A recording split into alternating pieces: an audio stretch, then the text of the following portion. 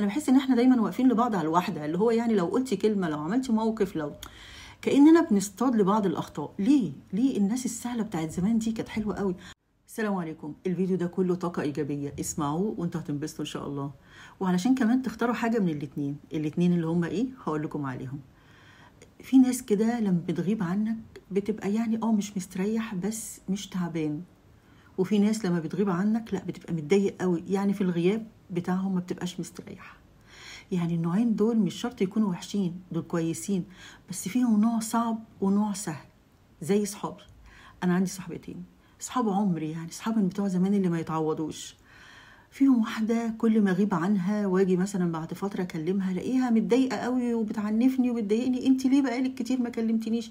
انا كنت محتاجاكي، كنت عايزاكي، كنت عايزة اسمع مشاكلك، انا وحشتيني. وتقعد تعنفني قوي على ما تهدى كده يعني ونكمل مع بعض الحديث. ويا سلام بقى لو حكت لها على مشكلة ليا، تقف جنبي بكل جوارحها. انا ما بنكرش، بس اللي هو كل الوقوف جنبي تعنيف وتأنيب، واللي هو انت ليه عملتي كده؟ طب ليه ما قلتليش؟ طب انت عارفه لو كنت عملتي مش عارف ايه كنت طلعتي منها بسهوله، انت جرحتيه، انت ضايقتيه، انت اقعد طول المكالمه. طب مش هحكي لها، لا مش هحكي لها اي حاجه عن مشاكلي، لا. دي صاحبه كويسه بس صعبه.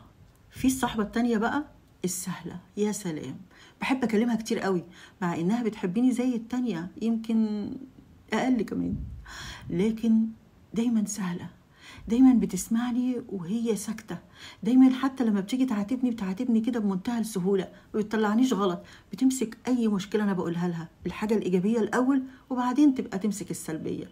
الاول تشجعني، تقويني، توقفني، وبعد كده تقولي طب تعالي بقى نفصص كل حاجة كده واقولك انت غلطانة. الاتنين دول فكروني ببابا الله يرحمه. بابا الله يرحمه بقى من النوعية التانية دي، السهل اللي هو تحكي له كل حاجة كده وانت مبسوط.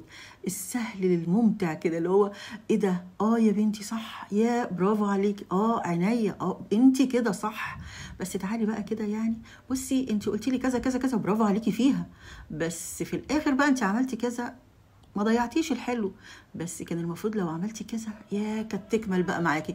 كان دايما بابا يشجعنا كده، اللي هو ايه بابا ده انت سهل قوي كده ليه؟ لما اخوه مثلا يكلمه بطريقه ما تعجبناش احنا كاولاد، واحنا بنات كتير، وبابا لا ما حدش يكلمه كده حتى لو كان اخوه، كان يجي يقول ملكوش دعوه، هو بيفضفض معايا، وحتى لو انفعل محدش هيستحمله غيري، خلوه يفضفض معايا، علشان انا لو قلت له ان انا يعني لا ما تكلمنيش بالطريقه دي، او وقفت قدامه ممكن ما يكلمنيش تاني.